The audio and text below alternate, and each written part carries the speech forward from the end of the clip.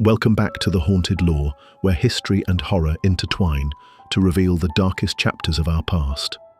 Today, we're venturing deep into the misty mountains of Berkshire County, Pennsylvania, to uncover a tale that has haunted the region for over 2 centuries. In the rolling hills, where Pennsylvania meets the Maryland border, where ancient forests whisper secrets and fog clings to hollow valleys, there exists a legend so deeply rooted in local folklore that it has shaped the very identity of Lancaster County. This is the story of a woman whose name has been lost to time, but whose presence still lingers in the shadows of the Pennsylvania wilderness. Today, we explore the chilling legacy of the Lancaster Witch, a tale of persecution, supernatural revenge, and a curse that some say continues to this day. What historical events gave birth to this dark legend? To understand the Lancaster Witch, we must first journey back to the late 1600s and early 1700s, when Pennsylvania was still a wilderness frontier. Unlike the more famous Salem witch trials of Massachusetts, Pennsylvania's relationship with witchcraft accusations was complicated by its Quaker founding and the diverse religious communities that settled there.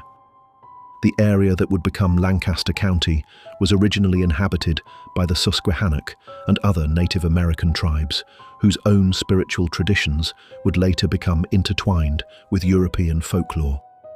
When German immigrants, known as the Pennsylvania Dutch, began settling in the region during the early 1700s, they brought with them a rich tradition of folk magic, hexerai, and supernatural beliefs that would prove fertile ground for witch legends. The historical record shows that while Pennsylvania had fewer official witch trials than other colonies, accusations of witchcraft were far from uncommon. The Pennsylvania Dutch communities, in particular, maintained strong beliefs in folk magic practitioners known as powwow doctors or hex doctors, individuals who could both curse and cure through supernatural means. It was during this period of cultural collision and frontier hardship that the woman who would become known as the Lancaster Witch allegedly lived. Historical documents from the period are scarce, but local records suggest that between 1720 and 1740, a series of unexplained deaths and crop failures plagued several farming communities in what is now northern Lancaster County, near the Berks County border. The Pennsylvania frontier was a harsh place where survival often hung by a thread. Failed harvests meant starvation, livestock diseases could destroy a family's livelihood overnight, and infant mortality rates were devastating. In such an environment, when misfortune struck repeatedly, communities often sought supernatural explanations and supernatural scapegoats. Who was the mysterious woman behind the legend?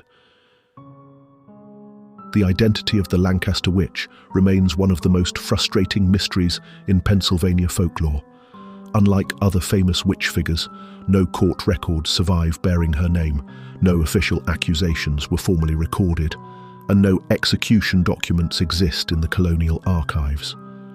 What we do know comes from oral traditions passed down through generations of Pennsylvania Dutch families, and these accounts paint a picture of a woman who lived on the margins of society. According to folklore, she was a widow who had settled in a remote cabin deep in the forested hills between what are now Lancaster and Berks counties. Some accounts describe her as a midwife and healer who helped local women with difficult births and provided herbal remedies for various ailments. The legend suggests that her troubles began when several infants she had helped deliver died within days of birth. In a time when infant mortality was already high, this might not have seemed unusual, but the deaths were reportedly accompanied by strange circumstances. Witnesses claimed the babies died with mysterious marks on their bodies, and their mothers reported seeing shadowy figures hovering over their cradles in the nights before the deaths occurred. As suspicion grew, the woman's healing practice began to attract a different kind of attention. Local pastors denounced her remedies as ungodly, and community leaders questioned whether her success in helping some patients came at the cost of cursing others. The transformation from healer to suspected witch followed a pattern common throughout colonial America, where women who possessed knowledge of herbal medicine and midwifery often found themselves accused of witchcraft when their treatments failed or when unexplained misfortunes befell their communities. The folklore describes her as becoming increasingly isolated and bitter as accusations mounted. Neighbors reported seeing strange lights emanating from her cabin at night, hearing unearthly wailing carried on the wind, and discovering that their livestock would refuse to graze in the meadows near her property. How did fear transform a community against her? The progression from suspicion to outright persecution followed a familiar pattern that had played out in communities across colonial America, but the Lancaster case had its own unique characteristics, shaped by the diverse, religious, and cultural makeup of the region. Unlike the more organized witch hunts of New England, the persecution of the Lancaster witch appears to have been a grassroots movement driven by mounting fear and economic desperation. The winter of 1738 was particularly harsh, with crops failing throughout the region and livestock dying from mysterious ailments. As spring arrived, instead of relief, the community faced even more troubling developments. Local folklore tells of a series of increasingly disturbing events that began to plague the farming communities. Wells that had provided fresh water for decades suddenly turned bitter and undrinkable.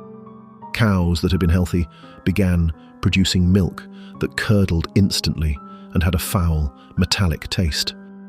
Chickens stopped laying eggs, and those that did produced eggs with blood-red yolks. More troubling still were the reports of children falling ill with a wasting sickness that local doctors couldn't explain or treat. The children would become listless and pale, refusing food, and speaking of nightmares featuring a dark figure who visited them in their sleep. Several children reportedly began speaking in voices that didn't sound like their own, uttering words in languages their families didn't recognize. The community's response grew increasingly desperate and violent. Groups of men began patrolling the roads at night, and families started marking their doors and windows with protective symbols drawn from both Christian and Pennsylvania Dutch folk traditions. Iron horseshoes were nailed above doorframes, and salt was scattered around property boundaries to ward off evil influences. The woman who would become known as the Lancaster Witch found herself completely ostracized. No one would trade with her, sell her supplies, or even acknowledge her presence in town. Church leaders delivered sermons condemning her influence, and local magistrates, while stopping short of formal charges, encouraged community members to avoid any contact with her. What supernatural powers did she allegedly possess? As fear of the Lancaster Witch intensified, so did the stories of her supernatural abilities. The folklore that emerged painted a picture of a woman who had moved far beyond simple herbcraft into the realm of genuine dark magic. According to local legend, she possessed the power of bilocation, the ability to be in two places at once. Witnesses claimed to see her working in her garden during daylight hours, while simultaneously being spotted miles away, walking through other communities or standing at the edges of fields, watching farmers work. These sightings always occurred during moments of misfortune, just before livestock fell ill, moments before accidents befell workers, or in the hours preceding unexplained fires. The witch was also said to command an army of familiars, supernatural creatures that carried out her will across the countryside. Local accounts describe strange animals that appeared in the region around this time. Cats with eyes that glowed red in daylight, ravens that flew in impossible patterns and seemed to understand human speech, and most disturbing of all, a massive black dog that was larger than any natural wolf and left no tracks, despite being seen walking through fresh snow or mud. Perhaps most feared was her alleged ability to curse entire bloodlines. The folklore suggests that she could speak a person's name 3 times while burning a personal item belonging to them, and that person's family would be plagued by misfortune for 7 generations. Crops would fail, children would be born sickly, accidents would multiply, and early deaths would claim family members with disturbing regularity. Local stories also credited her with weather magic, the power to call down storms, create unseasonable frosts that destroyed crops, or bring drought to specific properties while leaving neighboring farms untouched. Some accounts describe her standing in fields during thunderstorms, arms raised to the sky, apparently drawing lightning down from the clouds and directing it towards specific targets. The most chilling aspect of her alleged powers was her supposed ability to invade dreams and torment her enemies even while they slept. Families reported shared nightmares where the witch appeared in their homes, moving through rooms that were exact replicas of their real houses, but twisted and wrong in subtle ways. In these dreams, she would leave behind objects or make small changes that victims would then discover in their actual homes upon waking. How did the community's desperation lead to vigilante justice? As the supernatural persecution attributed to the Lancaster Witch intensified, the community's response grew increasingly desperate and violent. By the autumn of 1739, normal life in the affected areas had become nearly impossible, and local leaders faced mounting pressure to take decisive action. The breaking point came during what local folklore calls the Night of 13 Fires. According to legend, on a moonless October night, 13 different properties across 3 townships simultaneously erupted in flames. Barns, houses, and storage buildings burned with fires that witnesses described as burning green and blue instead of normal orange and red. Most disturbing of all, the fires reportedly burned cold, producing no heat despite their intensity, and leaving behind ash that was ice cold to the touch. What made this event particularly terrifying was that several witnesses claimed to see the same figure at multiple fire sites throughout the night, the unmistakable silhouette of the Lancaster Witch standing motionless as buildings burned around her. Given that the fires occurred miles apart and ignited simultaneously, the reports of her presence at multiple locations convinced even skeptics that they were dealing with supernatural forces beyond normal human capabilities. The community's response was swift and decisive. A group of men, led by local landowners and supported by several religious leaders, organized what they called a righteous intervention. Unlike the formal witch trials of other colonies, this was vigilante justice, driven by desperation and fear rather than legal process. Armed with rifles, torches, and items they believed would protect them from her magic, iron weapons, Christian crosses, and bags of salt, approximately 30 men marched to the witch's remote cabin. Local accounts describe the journey as harrowing, with the group experiencing supernatural harassment along the way. Their torches allegedly flickered and dimmed without cause. Their horses refused to proceed at certain points, and several men reported feeling invisible hands grabbing at them from the darkness. When they finally reached the cabin, they found it empty, but signs suggested the witch had fled only moments before their arrival. A fire still burned in the hearth, food sat half-eaten on the table, and her belongings remained scattered throughout the single room. Most unsettling of all, witnesses reported that the cabin felt unnaturally cold despite the warm fire, and shadows seemed to move independently of any light source. What happened during that fateful final confrontation?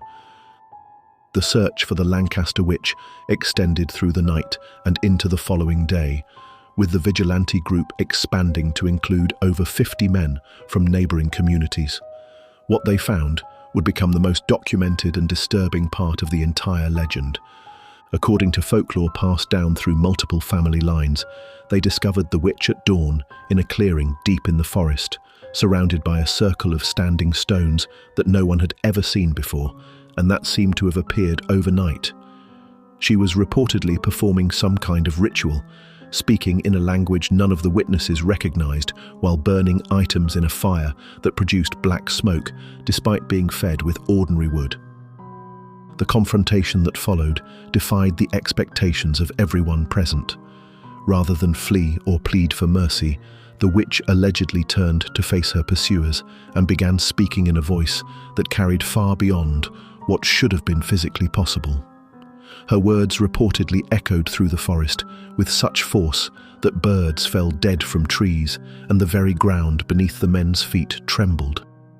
Witnesses described her appearance as having changed dramatically from the woman they remembered. Her hair had turned completely white, her eyes reflected light like an animal's, and she seemed to have grown taller and more imposing. Most disturbing of all, she cast no shadow despite the bright morning sun, and the grass beneath her feet withered and died as she walked. What happened next varies depending on which version of the legend you follow, but all accounts agree that the witch spoke a curse that would echo through the centuries. She allegedly called down 7 generations of misfortune on every family represented in the group that had hunted her, promising that their bloodlines would know no peace until the debt was paid in full. Some versions of the story claim the vigilantes shot her, but that their bullets passed harmlessly through her body. Others say they attempted to burn her at the stake, but that the flames turned cold and blue, providing no heat and causing her no harm. The most persistent version of the legend claims that she simply vanished into the morning mist, leaving behind only the smell of sulfur and the echo of her curse hanging in the air. How does her curse continue to manifest today? The legacy of the Lancaster Witch extends far beyond the colonial period, with reports of supernatural activity continuing well into the modern era. Local historians and paranormal investigators have documented patterns of unexplained phenomena that seem to correlate with the families and locations connected to the original legend. Throughout the 19th and early 20th centuries, descendants of the original vigilante families reported unusually high rates of accidents, illnesses, and early deaths. Local cemetery records show statistical anomalies in certain family lines, with multiple generations experiencing infant mortality rates significantly higher than regional averages, along with patterns of accidental deaths and suicides that defied normal probability. Modern paranormal researchers have identified what they call the Lancaster County Triangle, a roughly triangular area encompassing parts of Lancaster, Berks, and Lebanon counties where electromagnetic anomalies, unexplained lights, and electronic equipment failures occur with unusual frequency. This area corresponds closely to the territory where the witch allegedly conducted her activities and where the vigilante groups operated. Contemporary witnesses report ongoing supernatural phenomena that seem connected to the historical legend. Drivers on rural roads in the area frequently report seeing a woman in colonial era dress walking along highways at night, visible in headlights but leaving no footprints and casting no shadow. She allegedly appears most often during the anniversary dates of the original events, particularly in October, around the time of the Night of 13 Fires. Local police departments maintain unofficial files on what they diplomatically term unusual incidents in the region. These include reports of houses where modern heating systems mysteriously fail, producing rooms that remain ice-cold despite functioning equipment. Electronic devices experience unexplained malfunctions, with new batteries draining instantly and digital equipment displaying impossible readings or recording sounds that weren't audible to human ears. Perhaps most compelling are the reports from local hospitals and emergency services, which have documented statistical clusters of unexplained medical emergencies in certain family lines and geographic areas that correspond to the witch legend. While medical professionals are careful to avoid attributing these patterns to supernatural causes, the correlations are strong enough that some local EMTS and hospital staff privately acknowledge the connection. What physical evidence remains of this dark chapter? Despite centuries of development and modernization in Lancaster County, physical traces of the Lancaster Witch legend persist in ways that continue to intrigue historians and paranormal investigators alike. The most significant physical evidence lies in the landscape itself. The clearing where the final confrontation allegedly took place has been located by several research teams, and it remains a site of ongoing, anomalous activity. The area, now deep within state forest land, contains a circle of standing stones that geological surveys cannot adequately explain. The stones appear to be much older than the colonial period, suggesting they may have been a pre-existing Native American site that the witch appropriated for her own purposes. Soil samples from within the stone circle consistently show unusual mineral compositions and electromagnetic properties that differ significantly from surrounding areas. Plant life within the circle grows differently than in adjacent areas, with trees showing twisted growth patterns and vegetation displaying color variations that botanists find difficult to explain through conventional environmental factors. Archaeological investigations have uncovered artifacts in the area that predate known colonial settlements, including metal objects that appear to be ceremonial in nature and contain alloy compositions that don't match known historical metalworking techniques. These discoveries suggest that the site may have been significant for supernatural or religious purposes long before the Lancaster Witch made it her own. Local architecture also preserves evidence of the witch legend through protective symbols and construction techniques that were specifically designed to ward off her influence. Many colonial-era buildings in the region feature iron crosses embedded in their foundations, salt deposits deliberately placed within wall spaces, and roof lines constructed in patterns that local folklore claimed would confuse evil spirits and prevent them from entering homes. Several historic properties maintain what locals call witch bottles, glass containers filled with iron nails, salt, herbs, and other protective materials that were sealed within walls during construction. When these buildings undergo renovation, workers frequently discover the bottles still intact, and many property owners choose to leave them undisturbed rather than risk removing what they consider ongoing supernatural protection. Perhaps most intriguing are the genealogical records maintained by local historical societies, which document family trees showing the patterns of misfortune that the witch allegedly cursed upon her persecutors. These records, while not conclusive proof of supernatural influence, do show statistical anomalies that continue to puzzle researchers and provide compelling, circumstantial evidence for the legend's ongoing impact. The legend of the Lancaster Witch represents more than just another colonial ghost story.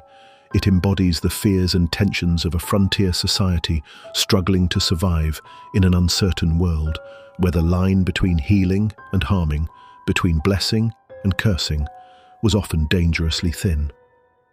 Whether you believe in the supernatural elements of this tale or view it as a tragic example of scapegoating and mob justice, the Lancaster Witch continues to cast her shadow over the Pennsylvania countryside. Her story serves as a reminder that the past is never truly past, and that some wounds in the collective memory run so deep they echo across centuries. The next time you find yourself driving through the misty hills of Lancaster County on a dark October night, remember that you're traveling through more than just scenic countryside. You're moving through a landscape shaped by fear, persecution, and perhaps something far more mysterious than history alone can explain. Thank you for joining me for another journey into the shadows with the Haunted Lore podcast. If you enjoyed today's exploration of the Lancaster Witch, please subscribe to our podcast and leave us a review.